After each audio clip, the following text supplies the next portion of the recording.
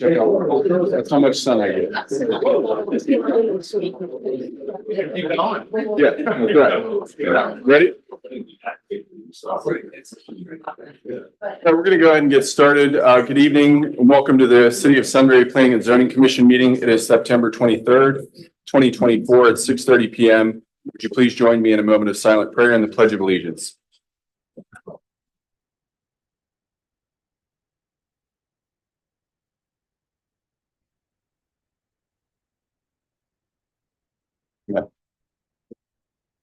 Pledge allegiance to the flag of the United States of America and to the republic for which it stands, one nation, under God, indivisible, with liberty and justice for all.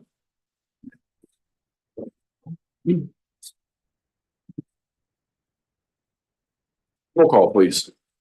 Mayor St. John, Here. Mr. Gokenhour. Here. Mrs. Miller, Here. Mr. Gumney, Here. Mrs. Crawford, Mr. Soderman, Here. 6 present, we have quorum. Yeah, I do want to mention that there were 2 items on the agenda. One was removed this past Friday. That was a conditional use application for 700 West Cherry Street. So if you're here for that, that will not be heard tonight. Also, about a week or so ago, a conditional use application for 157 North Vernon Street was also removed from the agenda. The mailing did go out on the 157 North Vernon Street notifying, South Vernon, excuse me. Thank you. South Vernon Street. However, the 700 West Cherry Street, due to the last minute change on Friday, we did not get a chance to send a piece of mail out. It wouldn't have gotten there in time anyways. So if you're here for those will not be heard tonight. And those will be posted on our city website when they are coming back. When they're coming back, mailers, and they'll be posted on the city website. Thank you, correct. Right. All right, with that said, there's a preliminary presentation for Woodland Lakes proposed development, anticipated process. First, we have the applicant presentation. Woodland Lakes, Mr. Wilcox, welcome back. Hello.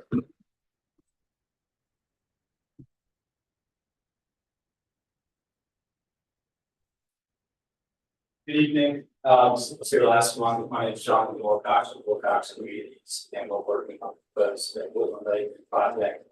I gave a pretty in-depth presentation last time, so I'm not going to go back through all the details, but what I thought we would do tonight is just review big picture the proposal, talk about the feedback we heard from the commission last meeting, and then review the changes we made since then.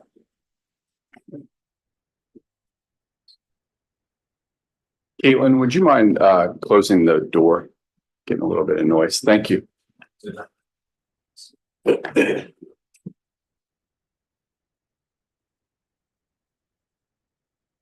Worst case, you can just point at us and we can change it to whichever works. If that does.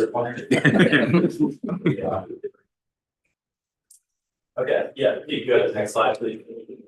So just as a quick review, we're working on about 16.5 acres of vacant land south of 3637, west of 71, and east of Ruby's and Academy. It's 3 total parcels, and it's about 60.5 acres. As reviewed, the master plan divides the development into 3 proposed sub areas. Sub-area A is 211 single-story apartment homes. Sub-area B is 240 traditional 3-story apartments. And sub-area C is approximately 8 acres of future development, commercial development. What we heard last meeting, as we digested everything, we really left with 6 focus areas that we wanted to focus on. This was based on feedback at the meeting as well as staff feedback. And those are proposed uses and more specifically density. Number 2 is open space. Number 3 is landscaping and trees. Number 4 was the amenity area in sub-area A, which is that single-story apartment area. Number 5 was architecture in sub-area B, which is a 3-story apartment sub-area. and number 6 was connectivity and walking paths. So with regard to density, as reviewed, we always start with the relevant comprehensive plan. And as I stated last meeting, we've been tracking the Sunbury, I think it's called Sunbury Gateway Plan. And this particular property, actually, if you want to go to the next slide, is our understanding it's slated to drop into the Gateway mixed use district. And the latest draft that we've seen has called for a mix of uses in this area, particularly with multifamily, higher intensity, denser areas, since it's part of the highway code.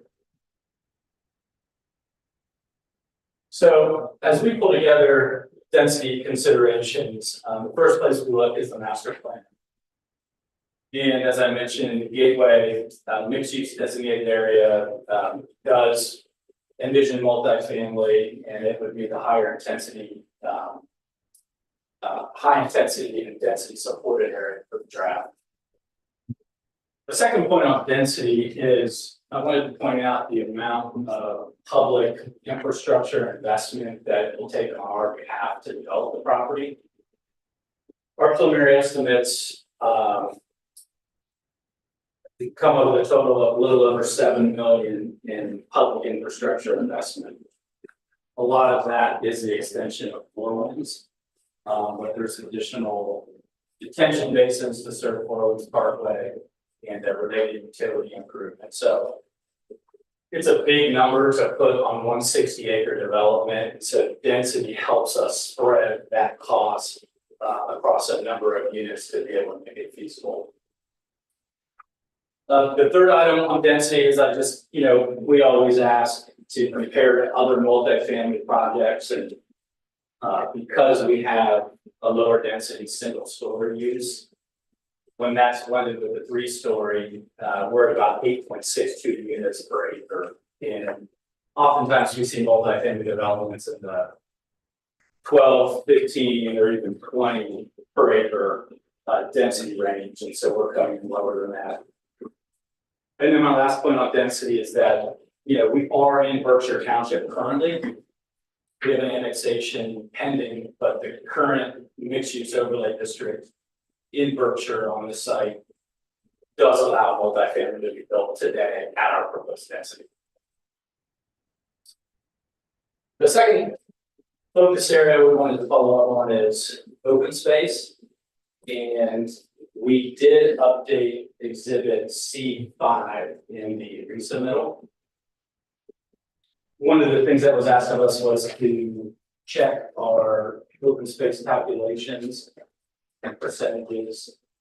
And there were 2 areas that one dealt with contiguous open space requirements, and the other was to ensure that the ponds, the detention ponds that are west of Four Winds, were not included in that open space. And so we confirmed all those, updated the exhibit, and so the resubmittal that you all have is reflective of that revised exhibit on that open space.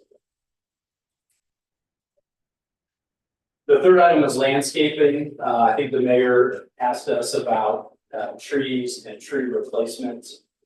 So we did update exhibits D1 through D6 in the package. And we added 854 new trees to the plan from the prior submittal. Those 854 trees are really spread across all the sub areas. So as you have specific pages, you can sort of get a sense of where we put them. But one area of focus is the west side of the detention ponds. And we thought that was a reasonable area, so we could create some additional screening for the backyards of the residents who live on Breeze like that. At one point from last meeting, I just wanted to reiterate is obviously we can't save all the trees on the site. There are some we're going to have to lose, but we did take a lot of time and effort to preserve as many trees as we can. And there's a good amount of trees along the north and eastern boundary of the site that we're preserving, as well as several tree strands in the middle of the site. The fourth area was the amenity space in sub-area A, which is the single-story multi-family area. It's a little tough to see on the black and white plan, but this north-south road is Four Winds Park, is Four Winds, the extension of Four Winds. And then this is the entrance into sub-area A. So one of the things we looked at was the space, the layout of the clubhouse and the parking. So the way it was laid out originally was when you pull in, you have parking right in front of you with the back of vehicles, and then the clubhouse right behind that. If we wanted to open that view up some, back to open space and to the tree preserve. We also took a closer look at what additional amenities could we offer and added a couple things. So you want to go to the next slide. So this is the revised plan. If you remember, the clubhouse was here before with parking straight on to the entry. We rotated the clubhouse clockwise and shifted it north so that now when you pull in on Midnight Court, you'll have a clear view back to the amenity spaces and to the tree preserve, which we thought would be a better layout. We also added some amenities. So we sat down with the marketing team and decided that we're going to put a pickleball court in. So we added the pickleball court. And we also added a fireplace, additional seating area, as well as an outdoor fitness area. So we took our clubhouse, patio, community garden, added those additional items and better oriented it to be integrated with the open space. And the next slide actually has a blow up of that space in color. So that can give you a little bit better sense of, you know, your entry area is right here. So instead of staring at parking, you'll have a view back to amenity spaces and then a tree preserve just past there. So we think it'll be not only a better amenity offering, but a better sense of entry as well in the project. Okay, one other item was the proposed architecture for sub-area B, which is the 3-story multifamily. And I apologize, we have some new renderings. It's not in the package, so we'll follow up with the next submittal and ensure you have all of this. But this slide was the original proposed architecture for the 3-story units.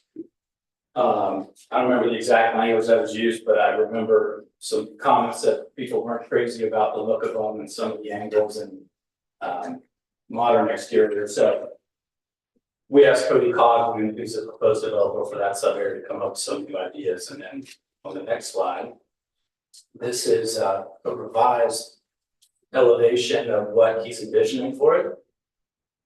Personally, we asked him to focus not so much on a cutting edge modern building, but on a higher quality upscale building that could fit in a nice suburban area and integrate with other product around it. So this is one of the buildings, and the next slide is the clubhouse. So that's the overall architectural direction that we're thinking. And again, I don't think this is in your packet, but I will follow up and make sure you all have all these renderings.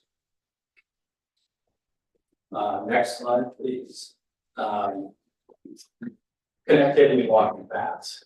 So there was some discussion last meeting about walking paths and where are they, and so what we decided to do, let's set it down. Sorry, let's set that. We just created a new exhibit just to show paths and connectivity. And so C5 in your packet now is this exhibit. And the color coding really relates to the width of the path. So the blue line that runs along the east side of Four Winds is the 10-foot wide proposed multi-use path. It would run the entire length of Four Winds from the southern part of our property, all the way up to Cracker Barrel, White Castle, where it would connect. The west side of Four Winds, kind of the purplish color, is a 5-foot sidewalk that would run along the west side and also would go west out to Reeves and Keck. And then all the red lines are the internal 4-foot wide sidewalks in each respective development. So we wanted to lay all this out to give a sense of not only the connectivity within each sub area, but between each sub area, so that it's a overall very interconnected development. And that's all I have to prepare tonight. So our team is here again. I know this is another informal presentation, so certainly happy to answer any questions or take additional feedback on the changes we've made. Thank you, Mr. Wilcox. All right, commission discussion. I'd just like to say thank you for listening. Thank you for taking that back and making those changes, because I think, in my opinion, I think you hit a lot of what we talked about and touched on last time. So clearly some work went into that to making those revisions. So thank you. Yeah, I appreciate you coming back quickly while I'm still thinking about this. Yeah, thanks. I've been right in the front of my brain. I don't want to be the negative one in the bunch, but just to be a stickler. First of all, I appreciate you explaining that the amount of units will help alleviate some of that cost. But again, just to be a stickler, it still says in the language 4 to 8 units per building. And it doesn't look like that's in the plan. So my request would be that it's just removed and says 6 to 8.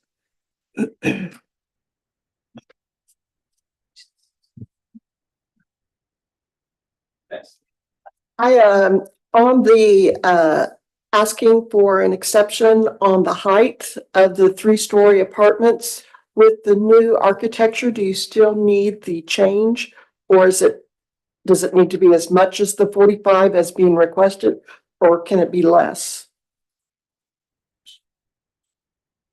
Yeah, it's still needed for the newest design.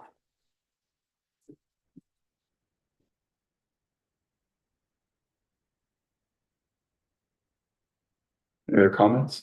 I have a question about some of the divergences, I guess.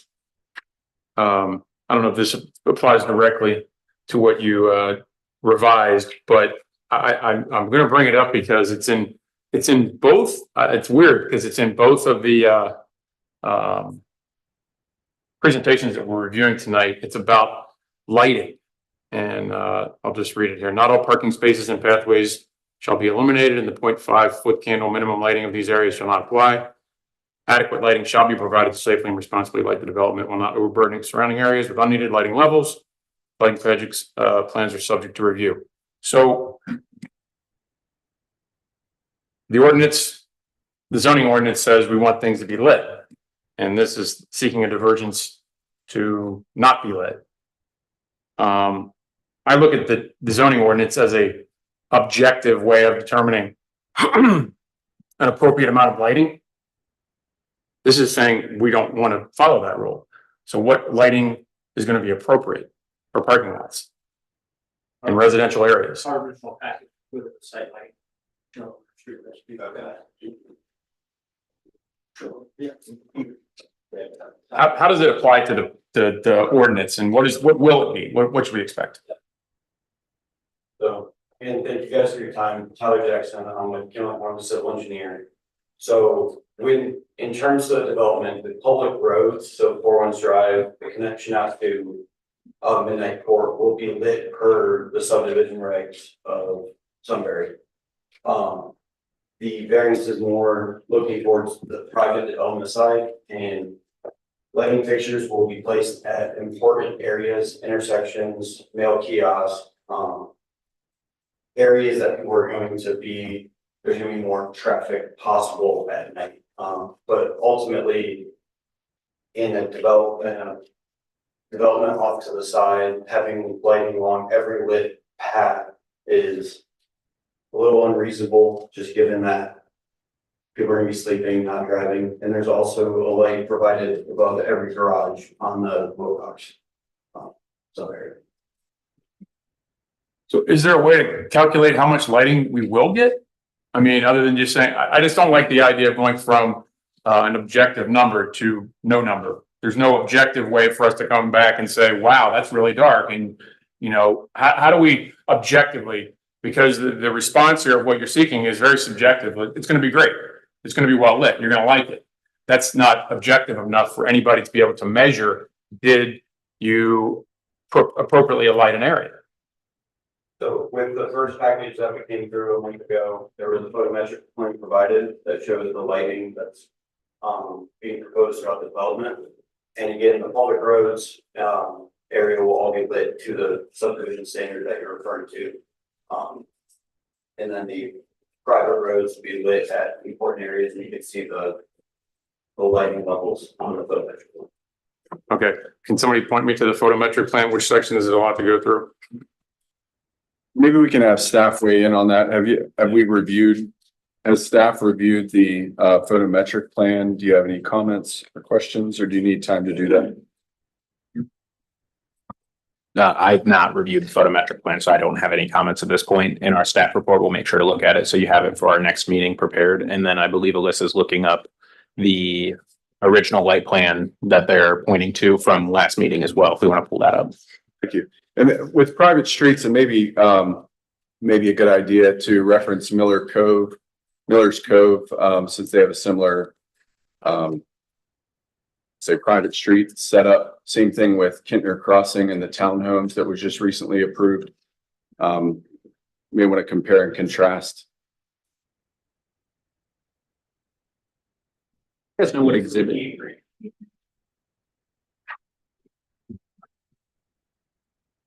So I will apologize, this has the previous amenity layout and everything, but the idea is provided where on the public streets, streetlights will be provided at the spacing provided in the subdivision regulations. On the private streets, it's provided at important intersections, no kiosks, and other high traffic areas, as well as the can light above each garage. And this will need to be updated for our sort of almost available, because with pickleball, we're gonna have lighting on it. So our intention would be to update this now next time here. The lighting that we're seeing here, I'm sorry, I don't have the exhibit. They're along the actual units. Are those the ones that are on the structure? Okay. Those are over each garage, and they're all photo cells, so it's not each resident turns it on when they want. All of them turn on at dusk. Okay. So it provides soft lighting throughout the street without being impaired. I mean, even though our standard is really looking at lighting right of way and public streets and things like that. I mean, it looks like there's actually more light coverage. There's more lighting, and there's probably more light based on this plan.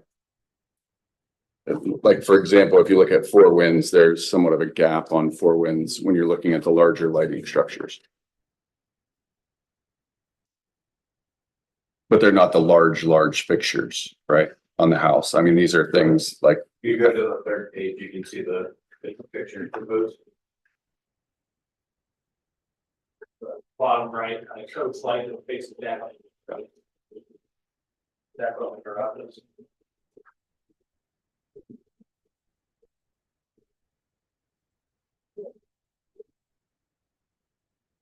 Alex, when they come back, can we get a compare and contrast to Miller's Cove and Kintner Crossing on the private streets to see what those look like? Yeah, thank you.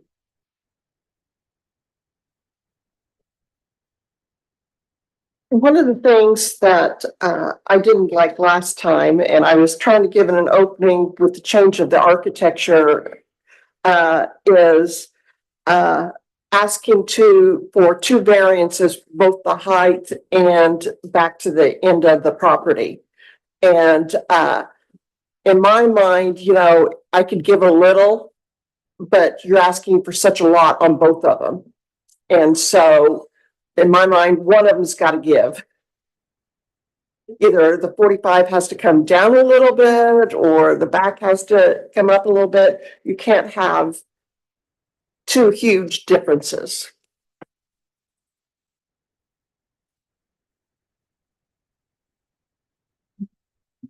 It was the building height and what was the other one?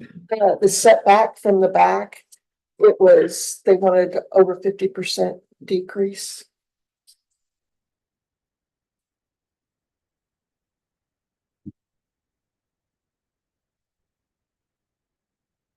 Was that for both sub areas? I'm sorry. Yes.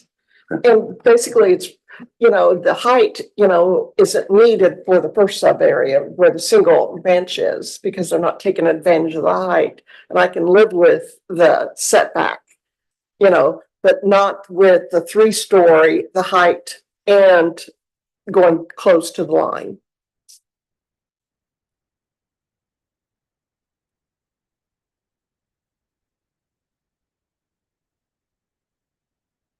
Are there particular buildings that you're concerned about? Like the numbers, like 3, 5, 6, 7? Basically the ones all along the edge. Basically, if whatever that right of way is, if they ever put a road in there, it's going to be right there. What are you talking about? There's like this little X here is just a right of way to get to here. If they put a road in here, you're basically right up against everything. So that's an ODOT detention pond. No, that's the next parcel. Oh, sorry. Right. I'll pull the overhead view. That's where I'm concerned is what is a road or something like that came in.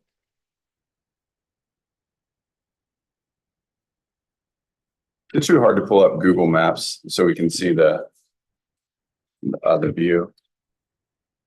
Mrs. Miller is talking about the 3-story building on the east side of the property.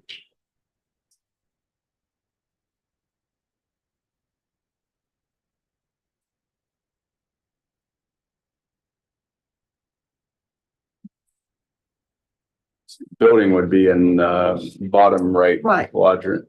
But if you can get the parcels brought up, Alex, yeah. See that tiny access road or Left of the pond. before you get to the pond? ODOT could put a road, whether it's a service road or something like that. I don't know, but that's what I'm concerned on.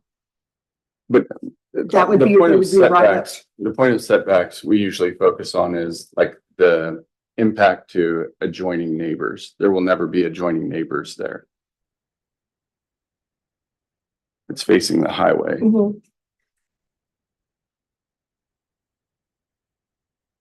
I think just one other thing we're thinking about, big picture with heights is, ODOT's long-term plan is to have, the on-ramp clip at this corner. And so as they have Summer Parkway go over 71, that's essentially going to be an on-ramp that'll be elevated. And so, we push the 3-story back into that corner, it's going to essentially be next to the elevated highway entrance. And,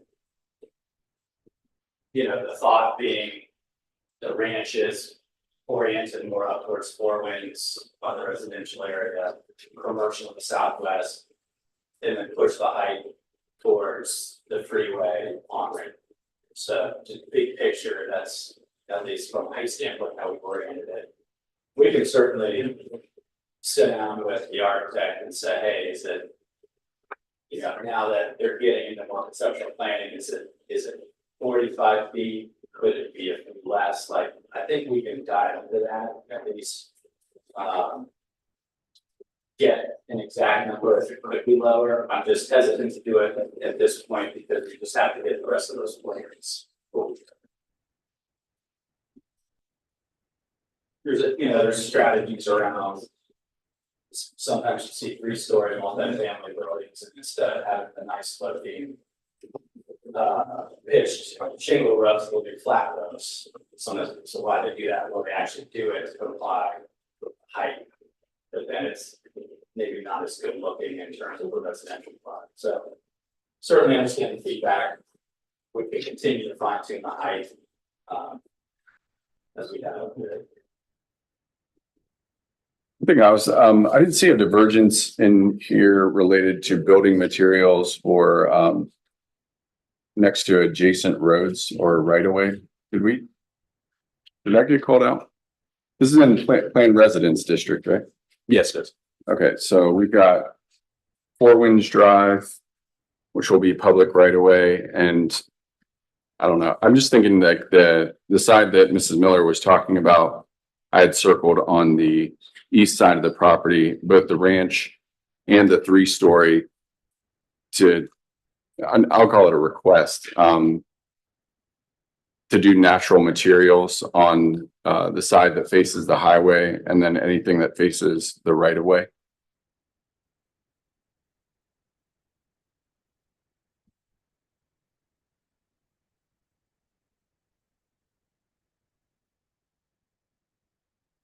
Do you have any major concern about that? So Yeah. could we pull up a site plan? Yeah. I also had the building numbers, 9, 10, 11, 3, 1, 16. Potentially the side elevation on 15 and 2.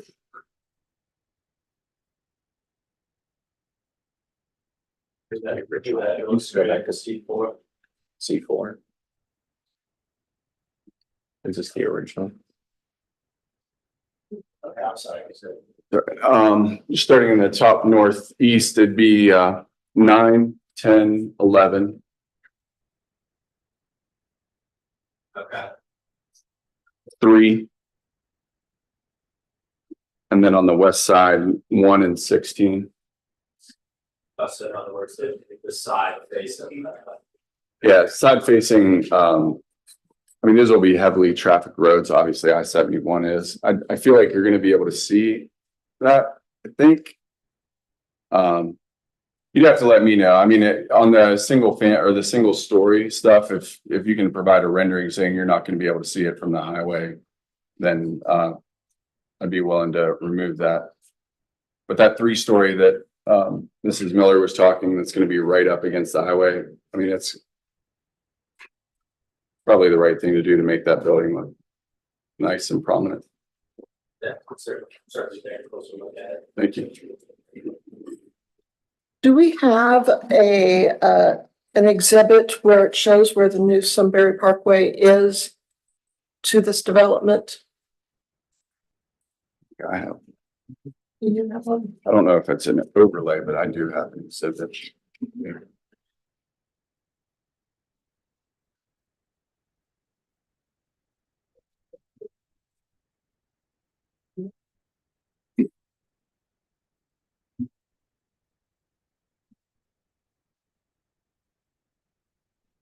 So that crisscross the hash is our site. Okay, so it's just a little circle, not the road.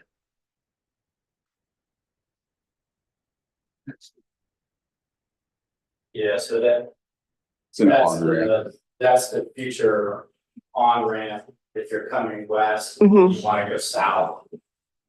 So that'll be an on ramp to get on 71 south. ODOT's plans that they provided us show that they are going to have to take part of the land for construction of that ramp.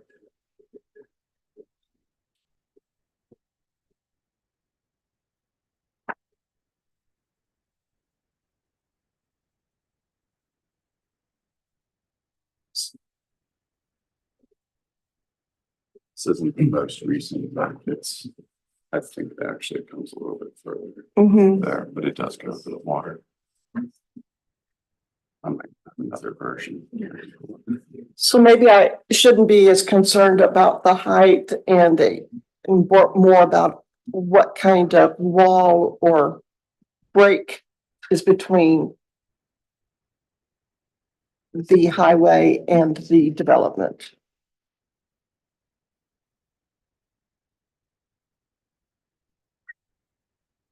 To protect the drivers from looking at the apartment? No, the or- barrier for people getting out of their cars and walking up to and. That on-ramp is 40 feet in the air, maybe 50 feet. Okay, so In it's the in the air. air. Yes.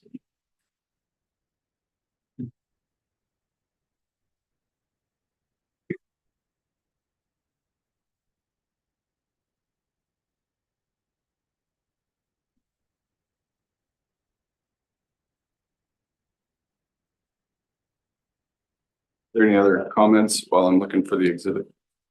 In regards to the tree replacement, are you asking for a divergence? We are, not as big a one, because I think we were proposing before. My team could probably explain it better than me. Chris would comment, would it be helpful if we evaluate this? Well, it's just confusing because you're asking for forgiveness, is that right? Oh, request relief. You're not requesting a divergence. So I'm just confused.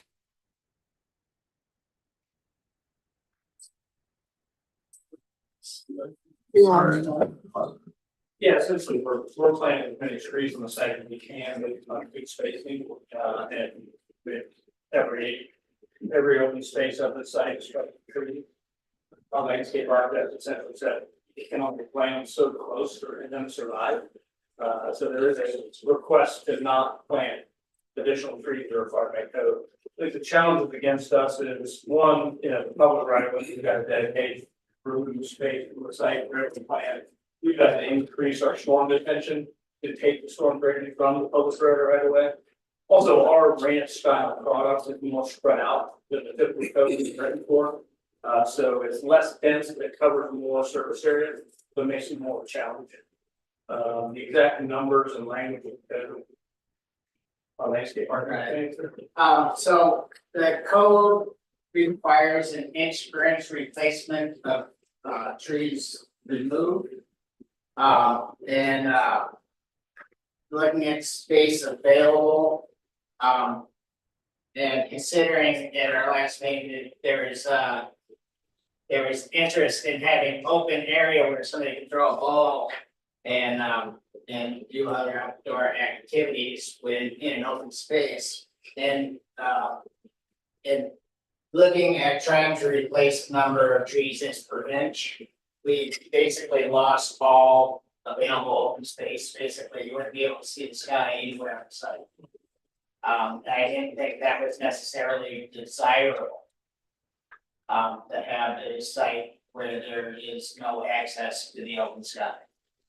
We have looked at it as maxing out and providing as many trees as possible, defining spaces with that tree material, but also leaving enough area open that that you do have access to the open sky. You do have areas where you could throw a ball, frisbee, and other such activities. That all makes sense, but just a forgiveness of almost 2,000 caliper inches or 2,000 trees. Typically, we require you to not necessarily plant all 2,000 trees per se on your property, but sometimes we do, how do we say this, Joe? Like an in-kind. Yeah, it's like a, Cash in lieu of. cash in lieu of, Because it's not just about the tree inches, it's about preserving not necessarily nature, but the whole concept. You've got the root system, you've got the canopy, it's all doing something for our air. I think, to me, That's the bigger part of the whole tree replacement program. We couldn't find anything that covered about a feet of blue oak or anything, just meet the tree replacement. We talked about it last meeting. Yeah, we do. There is something in the code. We've used it in Price Ponds and Rolling Hills and Magnolia Park in particular. We can get that language for you. But basically, we understand that, you're replacing it. If you're taking down a 10-inch tree, you have to replace 4 2.5-inch caliper trees. Eventually, those trees are going to grow. Your site won't have room. We understand that. But there is a delta between the number of inches, removed, what you can realistically replace, and then some sort of calculation that we can come up with to say, hey, there's this amount of impact, or you can't replace that amount of trees on that particular site. So, and we can provide you with examples of what we've done with other developers.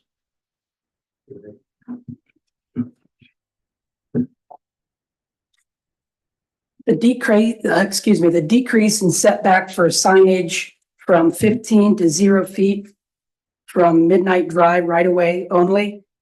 How close is this sign going to be to the road? Well, not a setback from 3B to K, they're a setback from Midnight Drive. So it's actually really tight to get that road in between the single family houses. They're trying to be respectful of the single family residents that are there, but still have some signage out there. So again, how close is the sign going to be to the road? 8 feet on the outside side of the sidewalk. So you have a tree lawn, you have a sidewalk on the one side right there. Still in the public right away.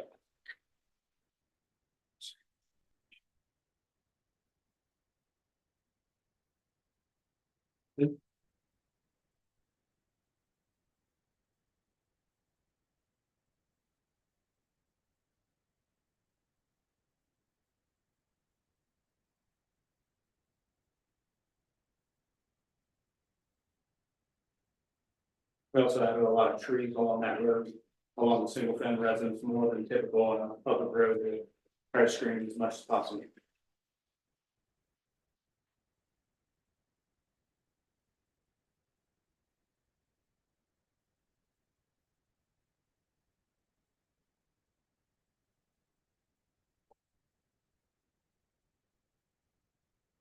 Any other comments or questions for Mr. Wilcox?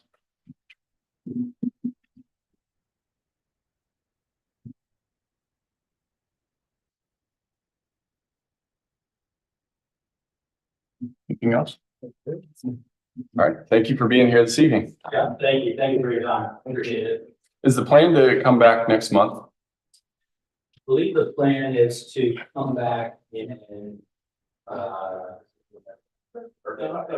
okay, yep. Okay. You get to see that third month in a row. Okay. So you'll be filing a formal rezoning application within the next 10 days or so. Correct. Yeah. All right. Sounds good. Thank you, sir. Thank you all very much.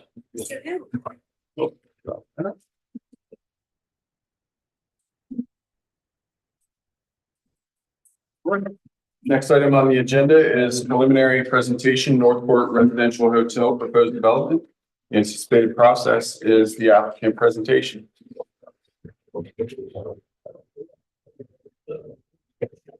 Mr. Joe Thomas.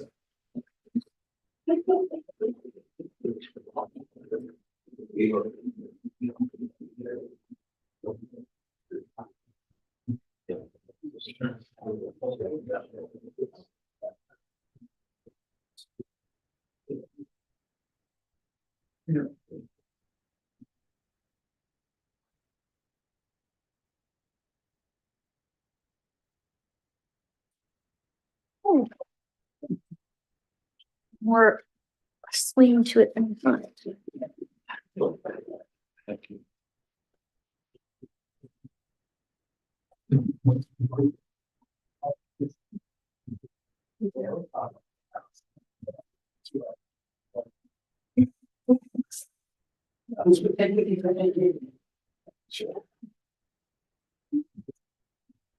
Thank you. Bless you.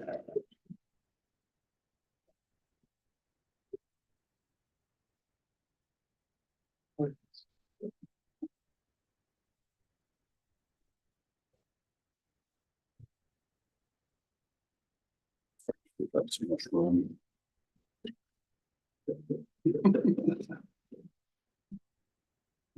Good evening. Good evening. Thomas Manor Development, 170 Road, Westville, Ohio.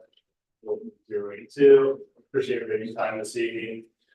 Here to walk you through a preliminary on our North Place. Residential hotel developments. That's what have an opportunity tonight that Chiltang and Maureen's here and Beach will have opportunity to talk about the product as far as the overall definition of residential hotel, and then Todd Ferris, the Ferris plan design. We'll talk about the actual site plan and the versions that we have for through the city somewhere. But just to give you a little background of this development. We originally were going to participate in the Berlin Business Park overlay with this residential hotel. We went through the process for a number of months back in 2023. We did have an approved plan with the actual Berlin Township trustees. The development under the Berlin Business Park was a little bit less impactful as far as the number of overall suites on the development, and there was a large open space. The Berlin Township also had a number of different types of developments as far as their requirements within the Berlin Business Park for landscaping features, building aesthetic, and so on. But we thought a better fit. We have a development just south there. If you want to go to the area plan, next slide. This site, essentially, if everybody that's familiar with 3637 Africa Road, on the corner at 3637 is the RCDRB. Our site is directly to the east of that. So essentially, it's in between the RCDRB and the Caglevanian sales and leasing offices or sales offices and multi-model homes there on 3637. Then, of course, as you go further to the east, 3B's McKay on the 4-1s and so on, 71. If you go on to the next slide, please. This site will become part of what will be the future realignment of 3637 and Africa Road and Sunbury Parkway. So we brought before this group a number of years ago a development called Ravine to Better Ridge, which is roughly 60 acres just to the south of this development, of which roughly a little over 5.5 acres on the corner of this development down here where you see the stormwater management pond. That 5.5 acres will be dedicated to the city of Sunbury for municipal uses. So essentially our only access will be on 3637. We secured a fire access with the Kane Pavilion homes directly to the east, which is between two garage buildings. And then on this property, we have 7 hotel buildings. One hotel building will contain the lobby, which will have a mixed use of hotel lobby items as well as exercise facilities and office business uses for the residents that will stay here. To the front of the development is the pool for the lobby area. The pool will be surrounded by a privacy fence with a mix of evergreens and other type of shade and will buffer plantings that will buffer the pool from 3637. And as I mentioned, we also have 6 other residential hotel buildings. And then the site internally will have parking facilities, trash compactor, and then other parking amenities. And then directly, like I mentioned earlier, directly to the east of us is the Caglevanian model home. Directly to the west of us is that RCDRB. Ultimately, looking at the access points for this hotel, you stay the same, but the future alignment, like I mentioned earlier, of 3637 and the future Sunbury Parkway will essentially impact its 2 corners, one being the northwest corner, the one being the southwest corner, which will talk about a little bit about the divergences that we're doing because of those impacts. Next slide, please. And these are divergences that allow Todd Ferris to go through real quick after this. But next slide, please. And this is the overall of the future Sunbury Parkway and the interchange. development plans. As I mentioned earlier, we came for this group with the Ravines of Meadow Ridge, which of course has the Sunbury Parkway that goes through the development. And then our North Core development for the residential hotel is just to the north of that piece, which you see in the red box there. This development will participate in a TIF as well as a NCA for Sunbury and Sunbury Parkway. So the TIF will generate. It's going to be a 10-year, 75% TIF, which will generate over 10 years, roughly 3.7 million. And then the NCA over the 30-year period will generate 2.4 million. And also, being that this will be annexed into the city of Sunbury, should generate an estimated value in income tax of 2.5 million. But I wanted to give you an outline of where the impact is on the Sunbury Parkway and the realignment of Africa 3637 to show you where the site is located. Next slide, please. Again, another blow up of where the residential hotel site, which is the north part of this development, as it compares to the Ravines at Meadow Ridge that is being underdeveloped right now in the city of Sunbury. We extended a Delco water line through the entire development to also bring water service to this development and also bring water service to the future city of Sunbury municipal development there, that 5.5 acres that I mentioned earlier. Next slide, please. And these are the elevations of this particular development. So the mixed combination use that stone, shake, for flat siding, board and batten, and brick water table, architectural shingles on the roofs, various elements of shutters and other architectural details in the gateway. What I mentioned earlier, there's going to be a hotel lobby that will be part of building number one, as we call it. And that element kind of different element where it consists of a few more additional windows and basically dormers and or porticos over top of the windows in particular, and then a small shed roof over top of the hotel lobby entranceway as well. Next slide, please. And then these are the larger buildings that I was mentioning with a mixture of the same materials, shake siding, stone, board, batten, glass siding, and brick water tables. Next slide, please. And then the additional elevations of the other buildings. And the next slide. And then these are basically a number of already rendered or pictures of existing buildings. I'll give an opportunity now for Todd, if you go back to the variance slide, if you don't mind. I'll give Todd the opportunity to go through the variances that will be asking for this development.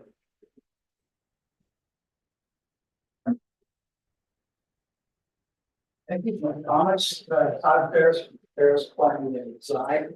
Probably go back and study plan. Talk a little bit. Oh, you doing that or am I doing? Sure. So wanted to go a little bit into the site plan, I think in a little bit more detail, just to give you an idea of why we're locating the buildings and stuff, where we are.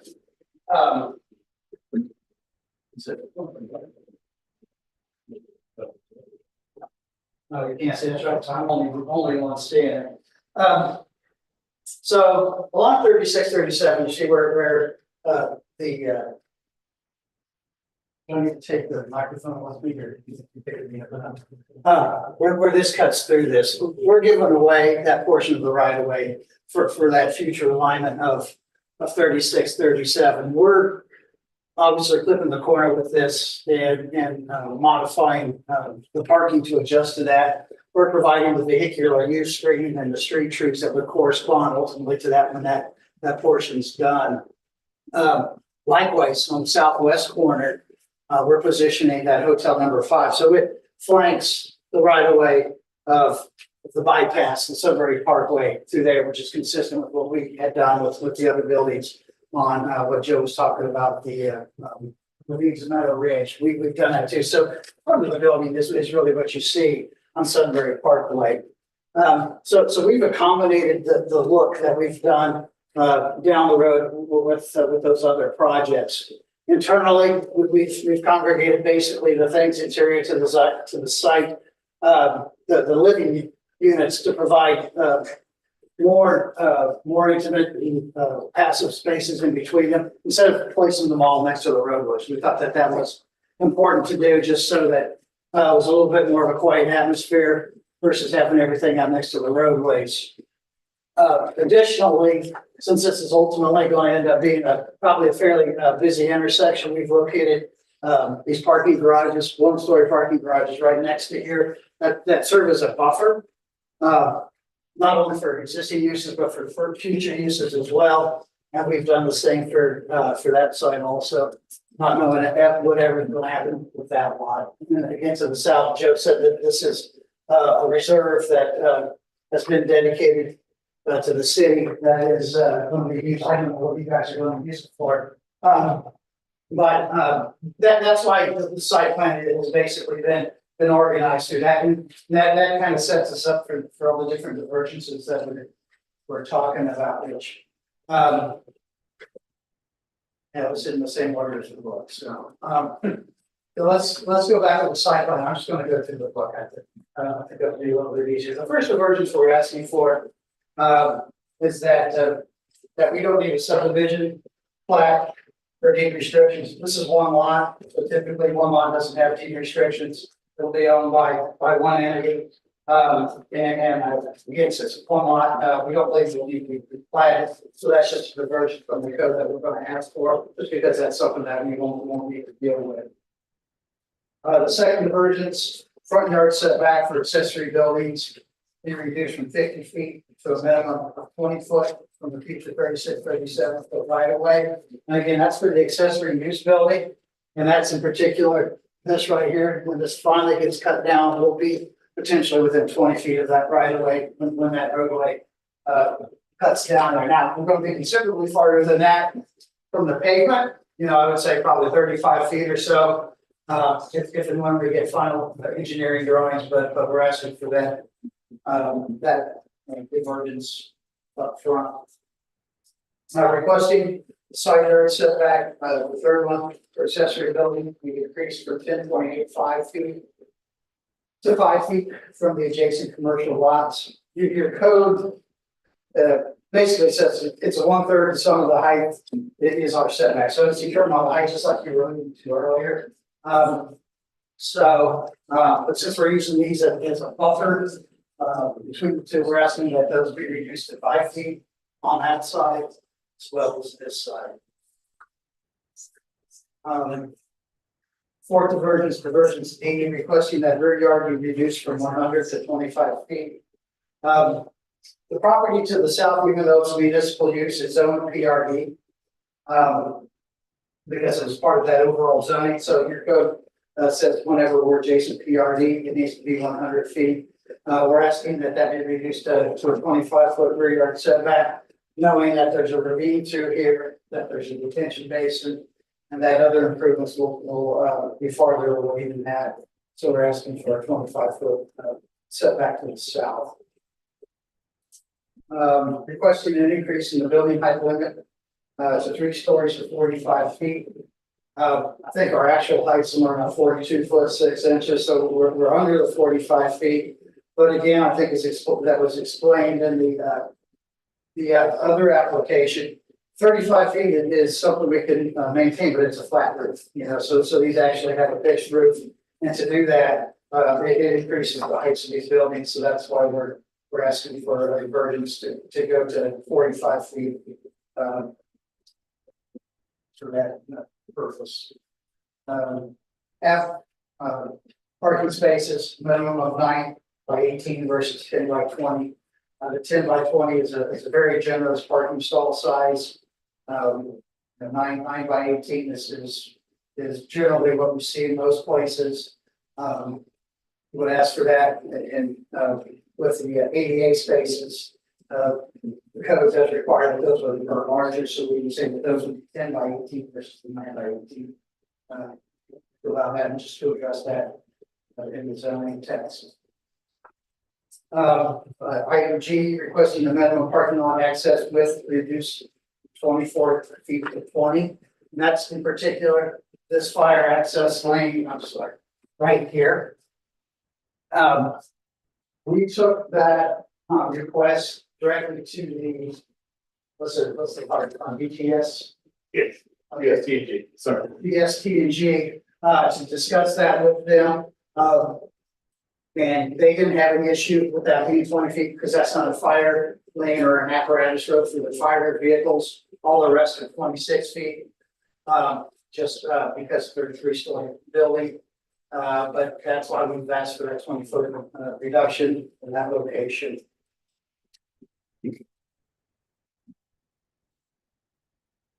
And then H is the again, not all parking spaces and pathways shall be illuminated with the 0.5 foot candle minimum lighting. I think as was explained earlier by the other team civil engineer. The lighting is placed in the locations where it's utilized. That 0.5 foot candle really is for more of an urban environment than a suburban environment. Lighting that whole parking lot at 0.5, then all the walkways as well. It's pretty bright. And not really conducive for this type of use, but more appropriate for, I would say, like a commercial parking center or a commercial retail center than something like this. But the photometric plan does show where we're going to be locating the lights. And I think there's a caveat in there about subject to the review of the city engineer. And that was language that was developed actually in our last rezoning for the ravines, where they wanted to say, hey, we understand this is where you want your lights, but we want the final say as to whether we think that's appropriate or not. We put that in there, we think that's fair. And then they say, we want your dog park to have one more light or whatever, and we've left that flexibility in the zoning text. And then a request, the decrease in required structure separation from 25 to 20 foot separation for the primary structures. That's just the fire code for these structures is 20 foot or greater. And that's where we set those on these. And with that, there is no fire rating or masonry requirement. That's just the international or the Ohio Basic Building Code. And we're just asking that we emulate that as well and ask for that divergence. Those are the divergences that we are requesting in addition to this project as well. So there's any other comments or questions? No.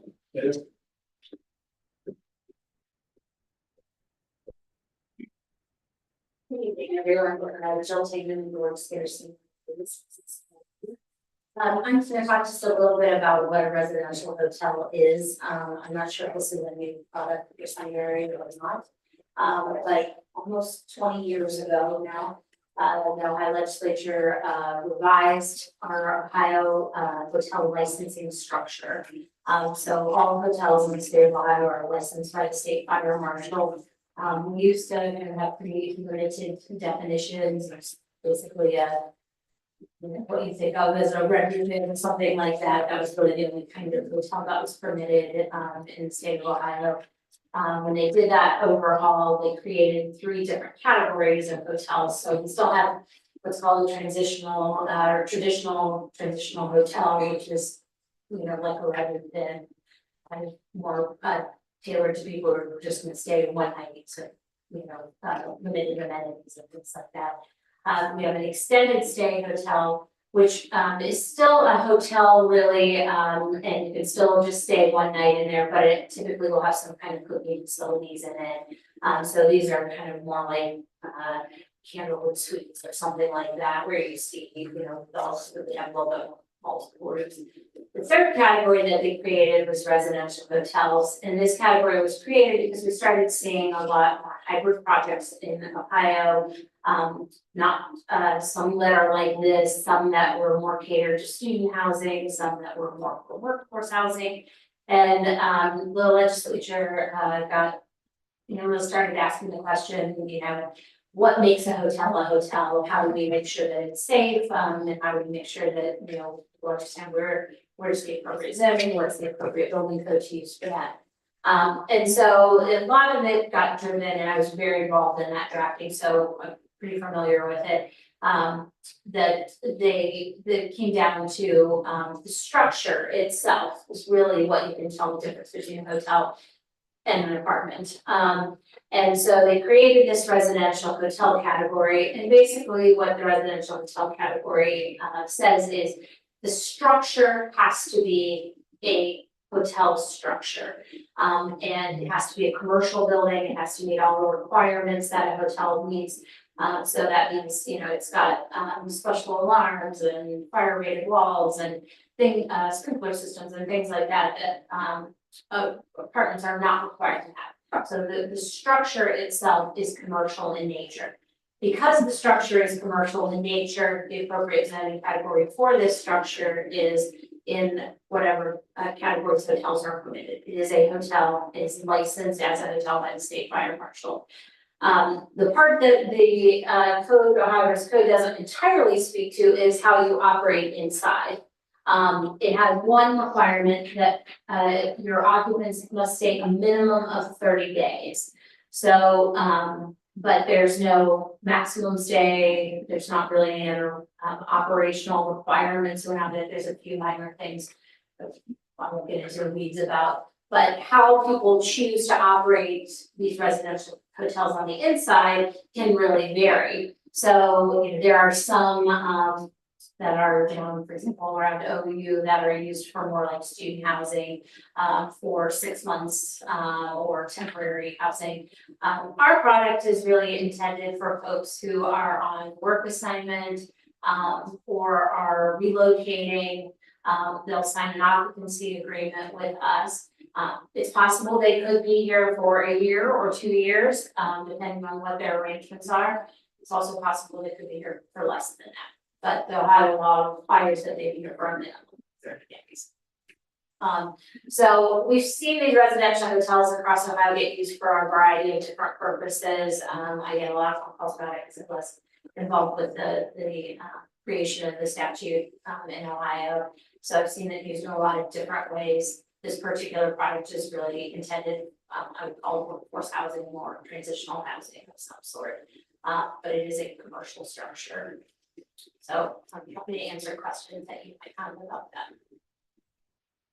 But how does it work? Excuse me, sorry. How does it work as far as is there a contract signed? Is there a renewable lease? How does that? We call them occupancy agreements, but yes, I mean, like I said, they have to be there a minimum of 30 days, so you can't come here and stay one night or something like that. But then I would say the vast majority of theirs are on a year arrangement, but they'll negotiate as appropriate. So it just depends on what makes the most sense. Okay, I'm sorry. And these units they're fully furnished then? Is that true or no? No, okay. They can. Okay. Furnished. And they will make those arrangements based on the contract if they want them to be.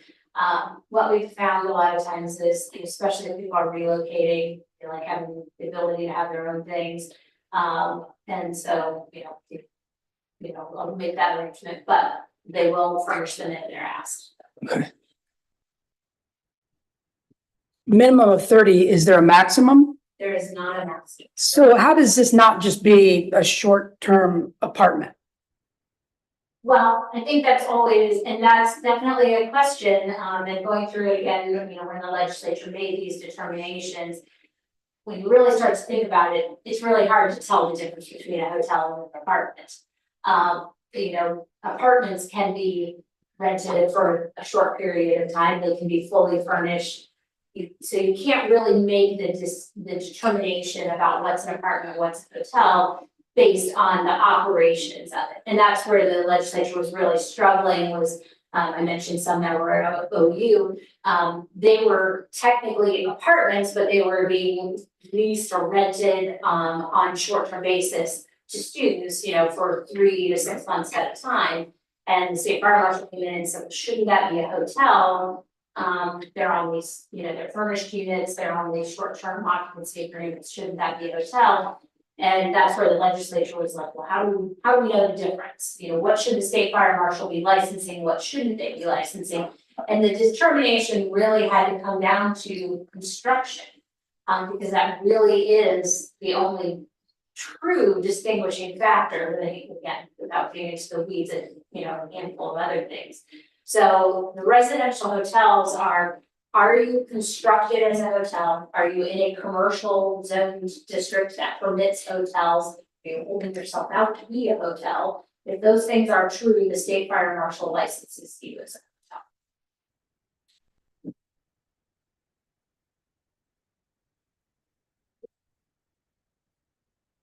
As far as occupancy, what do you typically see? I mean, from previous experience, do you see a lot of the 30-day, or is it more, would you say 6 months or Yeah, I greater? would say that it's not beyond a year, Mhm. not a lot of 30 days. I'm not sure if you're the right person to ask about this question. When I looked residential hotels online, none of the products look like this. Your product looks like an apartment. None of the residential hotels that I saw had garages. And so it makes me curious, are we just using a residential hotel name just to get another set of apartments? Well, first off, I'll answer a few questions too, but when somebody says residential hotel, that could mean a lot of things. Sometimes you'll see like Residence Inn. Those are not residential hotels. Residence Inn are extended stay hotels that are licensed in that way through the state fire marshal. So just because they use the term residential hotel doesn't mean that's how they're licensed through the state fire marshal. So it's unfortunate. Columbus uses a totally different terminology for these types of products. So it can be really, really confusing. But the best place to look to understand them is in the Ohio Revised Code, chapter 37, 31. And it lays out all 3 different types of hotels and how they're licensed in Ohio. You can also contact the state fire marshal. But I'm so cool about just Googling residential hotel because, like I said, residential hotel, a lot of different products might use that as a phrase, but that's not what we're talking about here. So if they're not residential hotels, why is this hotel not associated with the hotel brand? Well, they have lots of residential hotels. They just don't utilize, it's a Residence Inn or Candlewood Suites or anything like that. That's a national brand that utilizes whatever marketing they want to use. Most of those are not residential hotels. Most of those are extended stay or transitional hotels. And they're licensed in a different way. It's just the product that they operate.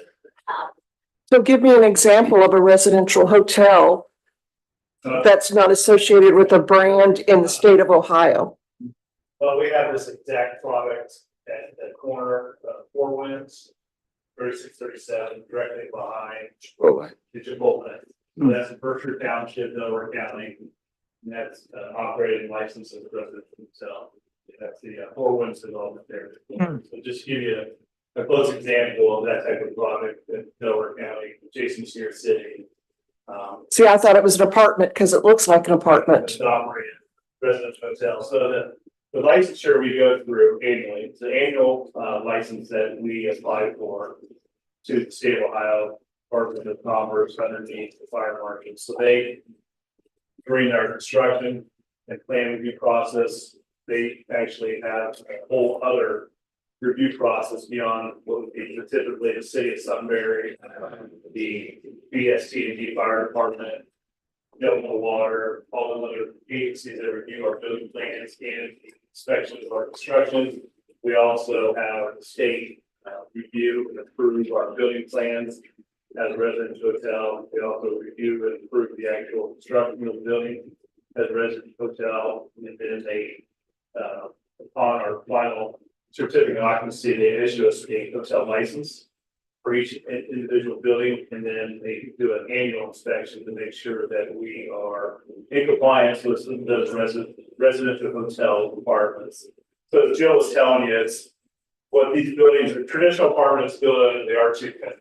All hotels are built under the R1 code, which is a higher residential, commercial type of construction, which would include different fire alarms, fire suppression, different types of firewalls interior to the buildings, and then other applications for the actual use of that particular product in the commercial area that is licensed as a resident hotel.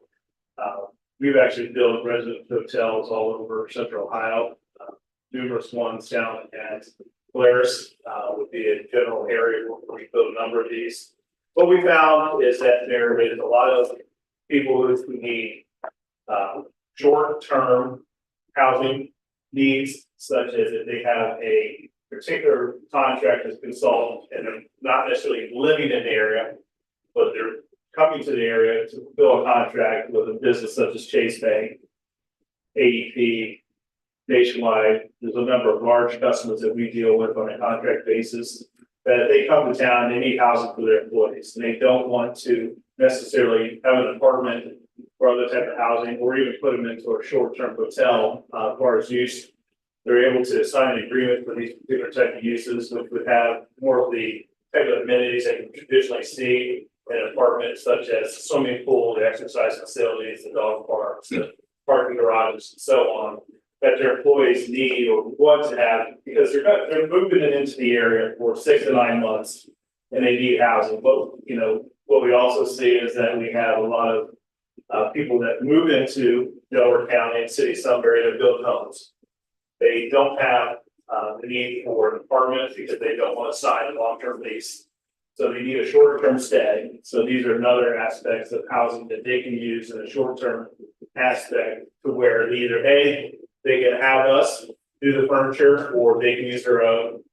We have a contract with a furniture operator that not only provides the furniture, but provides the other amenities such as TVs and so on, or other type of uses, lamps, and going down the list of what we can provide for them. But we also have living services, concierge services for our residents. It's all kind of a package deal. What either the corporation wants us to provide to their employees, or the actual client wants us to provide for them as far as what their needs are in the short term.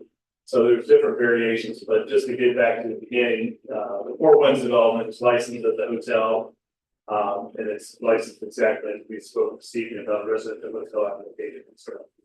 So the business model is kind of confusing, because as a person who, let's say, I know someone who was building a house, and they sold their house and they needed long-term, rental. When you Google or try to find something like that, you guys don't come up. Traditionally, we advertise in all the other traditional advertisements, such as for rent and apartment.com. So we do stereo and variations of advertising. So you're not advertising as a hotel, you're advertising as an apartment. We advertise in most different ways. Like I mentioned, we have a lot of corporate clients that already know our company that operates and runs a lot of residential hotels. So we have a lot of corporate clients that, if they have a need for housing, there's an opportunity for them to find housing for this particular type of use already. But we have another example. We have a residential hotel in the city of Powell, quarter of Self-Esteem and Sawmill Parkway, that's back behind the dairy field. So another example of in the Delaware County area that is a similar type of product. So it's kind of a unique product that we've been operating for a number of years. And very fortunate that these apply to commercial uses, commercial areas. We don't apply to residential hotel in residential areas, but it's just the fit of the area, the fit of the purpose, and what kind of build goals for the area when it comes to it's not necessarily traditional type of housing, but housing is still needed for other type of uses. So does it pay the hotel occupancy tax? No, that's what the, For 30 days. yeah, so the 30-day barrier is that hotel occupancy tax. What you, and really, it's just that I mean, because you cannot stay in these facilities one night, advertising as a hotel doesn't really serve their purpose. So they get people who are calling and they're trying to stay a week or, under 30 days, which is what most people would be doing, they're doing a hotel search, that's what they're looking for, is to stay under 30 days. That isn't what they do. We cannot have people stay less than 30 days.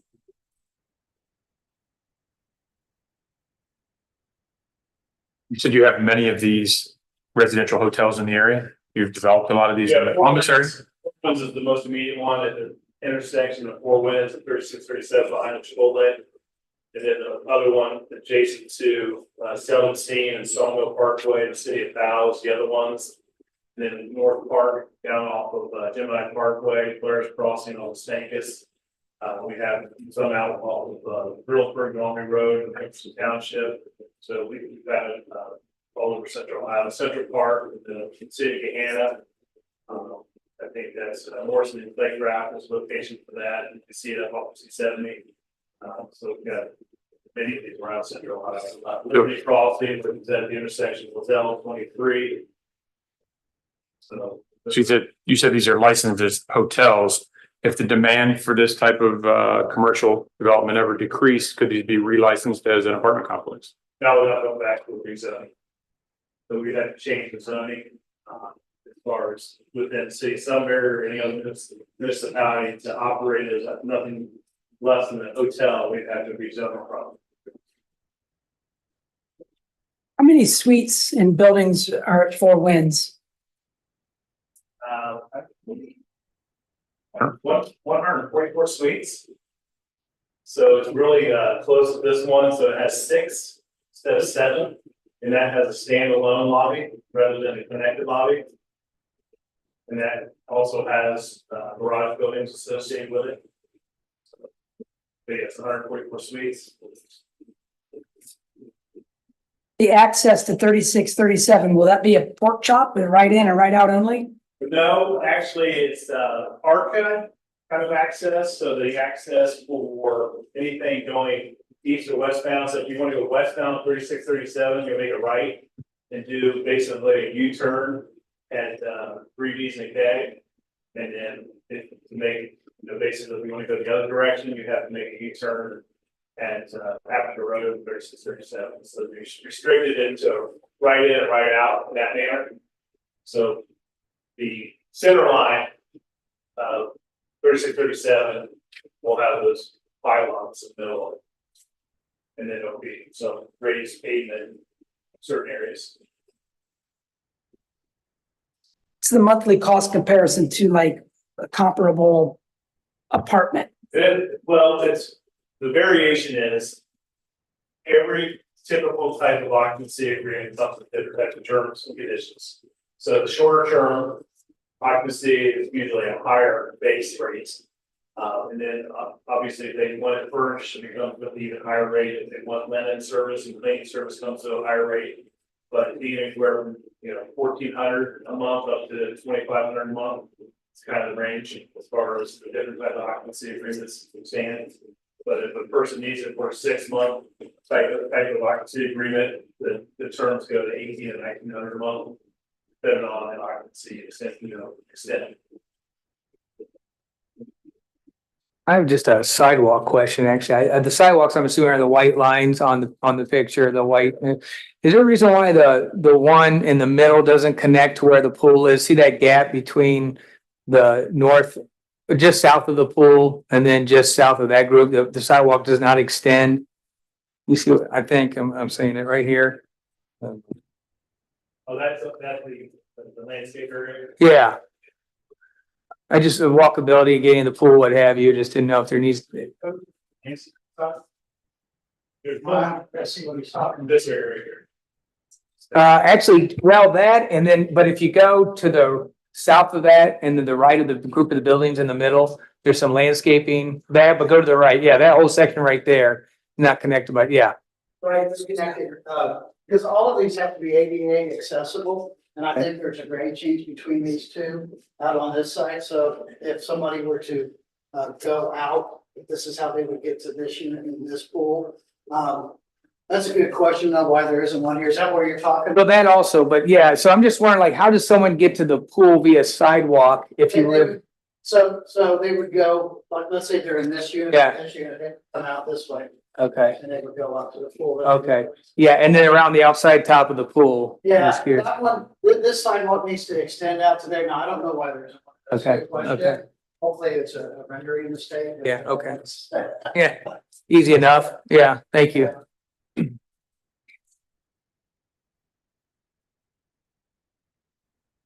Are the exterior you have shown here, is this identical to the ravines exterior? Well, if you go down a couple slides.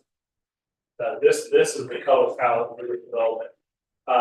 Yes, it may just be, they are very similar to what's in the ravines, minus, probably color variations. And it's the hotel lobby area with the porches and the awnings that go over the windows, the window details on that end, that really with the different elements. So the only visible difference, because these are directly adjacent to each other, there's a color difference that's going to differentiate the two more than anything, not an architectural style difference. That's correct. Okay.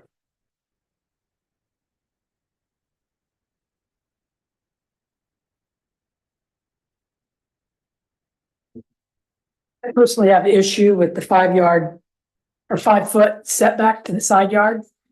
And also the 100 to 25 on the rear yard. Because nothing says that something different may come in on the rear yard. Well, the rear yard adjacent to the municipal area it's all determined by, are you talking about the lower portion of this? Yeah, so this is all remains at Meadow Ridge, which is currently owned by us.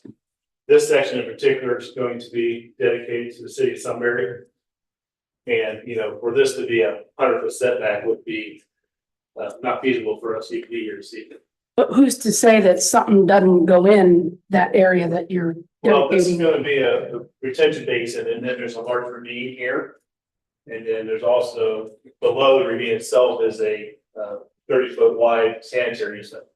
That there's a sanitary sewer that goes through this site that basically serves this whole commercial corridor along 3637, 3B McKay and Four Winds. That all that area drains to this sanitary, it goes down to that lift station.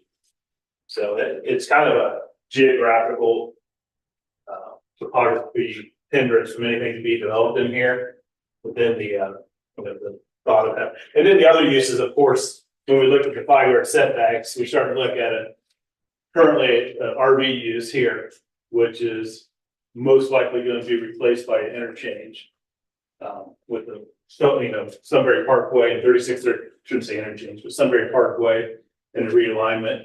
And then this is commercial use as well. This is all commercial space that, that's why we're looking at these different variations of buffering for us as well, having that 5 yard setback along this property line because of the commercial nature of these developments.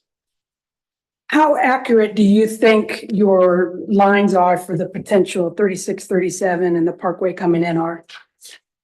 We've been working with ODOT and the Sunbury engineer as well as the ODOT's engineer that's doing all those alignment studies. So as far as the most recent information, it's with what we have currently, and they've been willing, or at least we've been sticking to those limits as far as that right of way on all the developments in this area, considering they may be a few years out before these developments, meaning the parkway is built. So it's a large area as far as that right of way limit, so they can adjust within those limits, but pretty consistently it's been working in this process. So.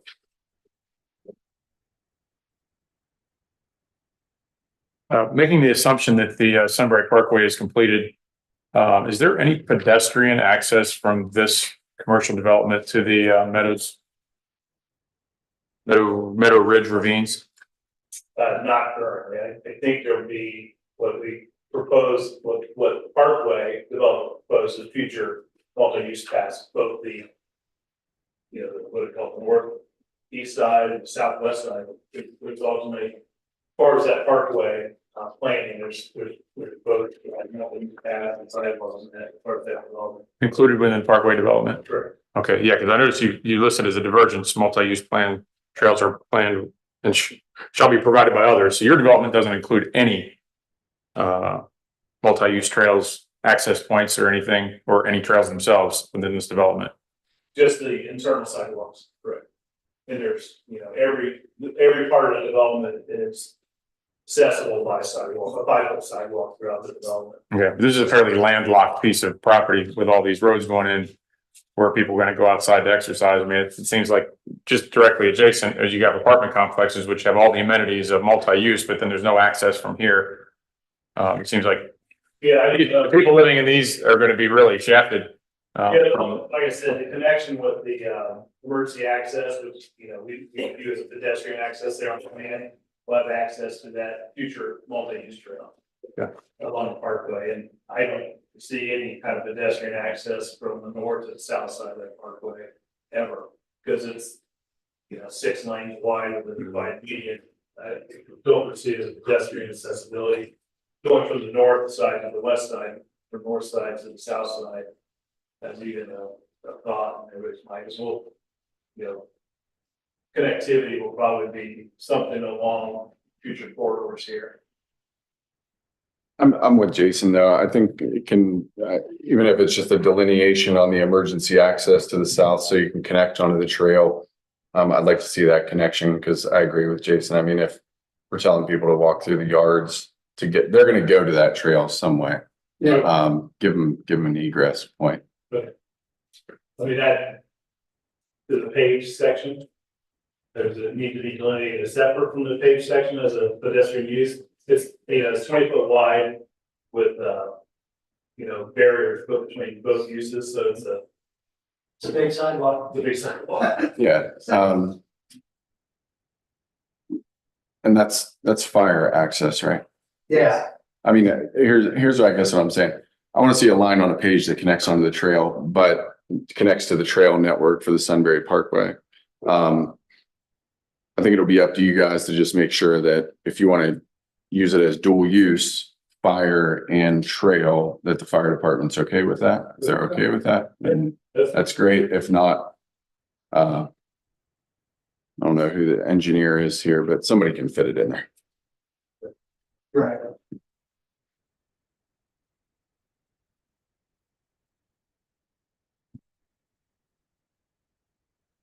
Critique I had on building elevation. We saw this elevation, the one that I think you're representing, look, is another example. One thing I think this one has differentiating is this big section in the middle has kind of 3 different architectural elements. So it looks like there's natural stone in the bottom, maybe like a shaker in the middle, and it's a different color on the side. The large sections, the elevations that we saw looked like it was just 2, and the first and second floor were the same. It just looked like a big blank wall. So if we have a different type of material on that first floor, such as the stone. Yeah. In between this first, second, and third story. Yes, yeah. Something else that you gotta do. Can you go back 3 slides? Maybe one more. Oh, go forward 2. There we go. Okay. That one in particular looks like in the middle section where there's the big white wall. Compared to the example that you provided, that was the one thing that stood out to me. Thank you.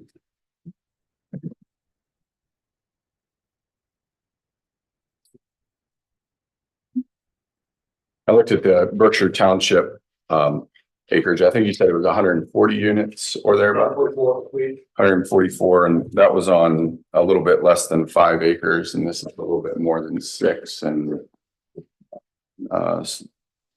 least a few more units, right? Both suites here. Yeah. Yeah, this is 6.369. Yeah.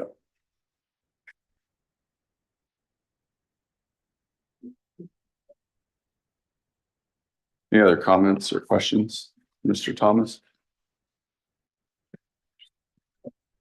Mr. Ferris or Ms. Tangman?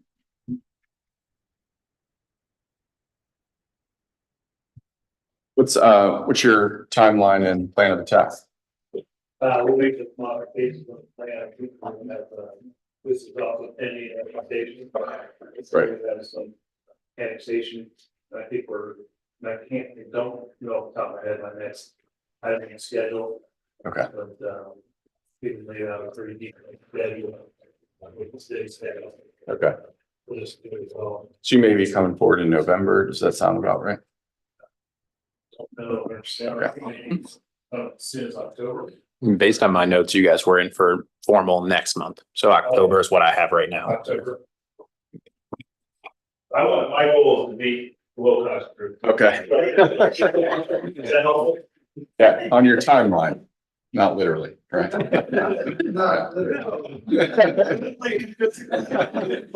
Got it.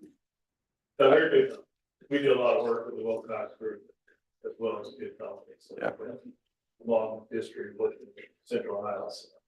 I don't want to be too specific, but I do know that some of our city staff live in your Berkshire residential hotel. I know that for sure. I know my cousin lived in there while they were trying to land their forever home. So it met their needs. I never visited, so I can't speak to it, but I did see some of the pictures that you have online. It's Looks a like nice pool there and exercise facility. close to Chipotle and Agape. Yeah. Those are kind of newer additions as far as the area is set up. Right. With the Waffle House clean up there. Do you have a tip structure set up for that particular development? Sure.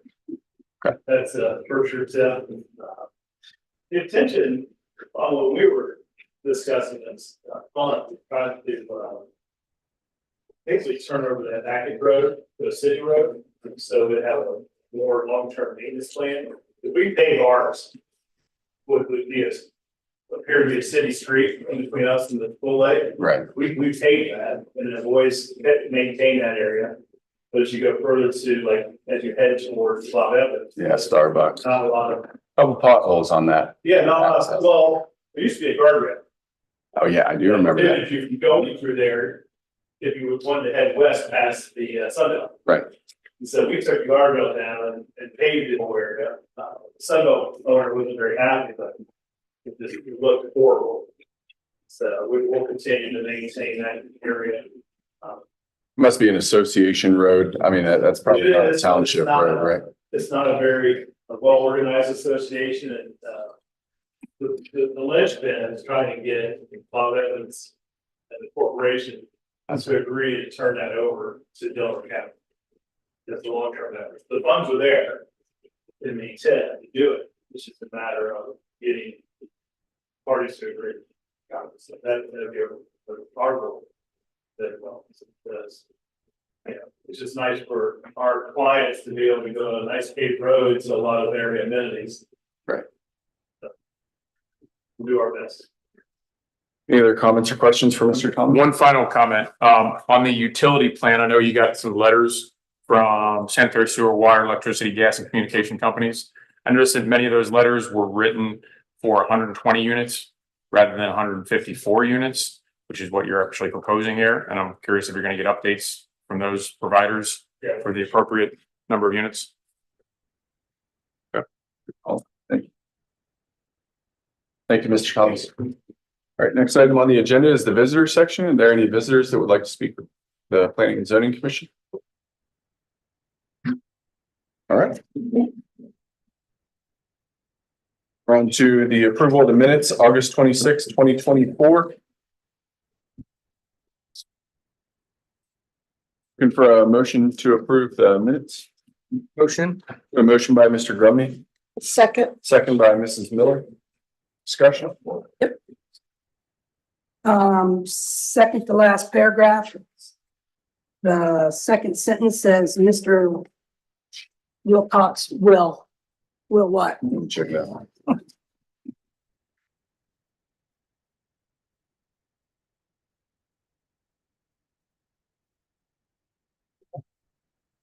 Yeah, Since we don't have unless you know off the top of your head what he said he will do. No, I do not know. I will revise and we can bring it back. Yep. We'll probably pause on approving these minutes. That's fine. Now, any other edits could call out, Mr. Gokenhour. I have a question. We've changed the way that we do the votes according to the minutes. In the past, it's always said, for instance, 4-1 or 6-2 or whatever the case may be. Now it just says 5 days. And I just wondered why we're doing it differently. Good question. I can ask Amber and see if there's any kind of reasoning behind it. Do you have a way you prefer? Or is Well, it just an observation? I think being more accurate would be correct. Gotcha. Transparent is the word I was thinking of. Sure. At 5 yeas, 1 nay. One abstain. There you go. Sounds good. All right, thank you. All right, we'll postpone that till our next meeting. We have the zoning report, Mr. Blankenship. Thank you, Mayor. So zoning, nothing too crazy going on. 20 zoning certificates this month, 15 occupancy permits, and then 1 other permit for a fence. Raises our yearly total, or 16 total new builds for this month, raising our yearly total to 147, just 8 shy of our total from last year. We do have the Ravines next phase. They should be getting their permits either next month or in November. So we're going to have another pretty big increase upcoming here. So we should easily surpass last year's total new construction numbers.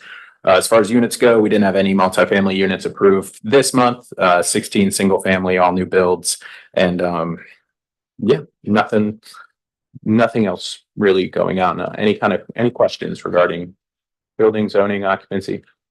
You're starting to see an uptick on political signs? No, actually, well, I've noticed them, but they're in the right spots. So it's a lot better than last year. I think I brought it up before, but I believe like last June, July, there was a lot of political signs going out. Right. And I've noticed there's still some out, but they're in a lot like in the appropriate spaces rather than being in the right of way, especially during a presidential election. I assumed we were going to have more that were going to need to be taken up, but I think I've taken up 2 or 3 total so far this year. And I think last year I did reach out to the Republican head of the group in Sunbury, and then the Democratic head reached out to me as well and just kind of asked generally, like, where should we put them? Where should we advise people to put them? So I think that by itself probably cleared up a lot of confusion on where we can and cannot.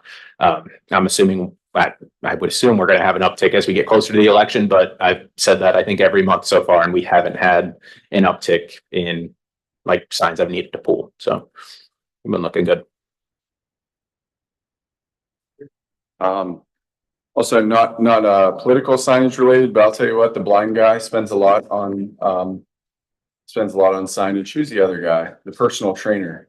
That guy spends a lot on signs, puts them everywhere. I have I a thought lot about of them asking you to climb a telephone pole because he's getting higher and higher now. I think he's just trying to every time.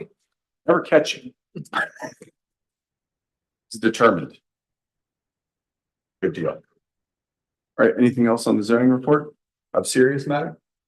All right, discussion, new business, Mr. Gokenhour. On Weatherby Drive where is that Magnolia they're building there?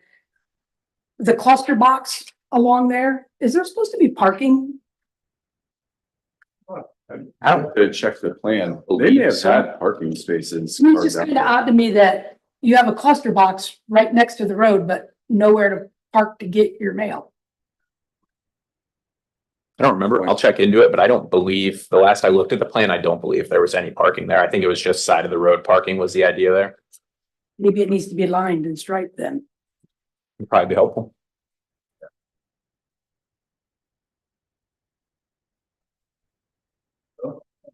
Sorry, Mr. Gokenhour, did you have anything else? Right. All right. No items. Next meeting, October 28th, 2024. And then if we want to discuss November and December, November's is going to be the Monday before Thanksgiving. December's is the Monday, that Monday is the day before Christmas Eve. So if anyone knows that they're going to be out for sure, if you want to let me know now, and then if we need to reschedule, we can reschedule as needed. December's is on the 23rd, is that what you're Yes. saying? That's correct.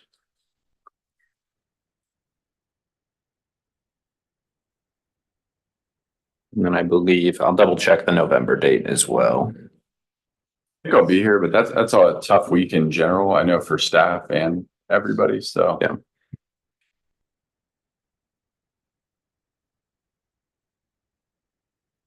The week of Thanksgiving, any absolutes at this point? Okay, be the 25th of November. Is when that meeting is. Doesn't look at this point that we have anybody that's a hard no. Is the recommendation to look for an alternative date? Or are you I was- asking for? Yeah, I was asking if anybody knows for a fact they're gonna be out, so we could start looking for alternative. If everyone's gonna be here, I could be fine with both of those dates though.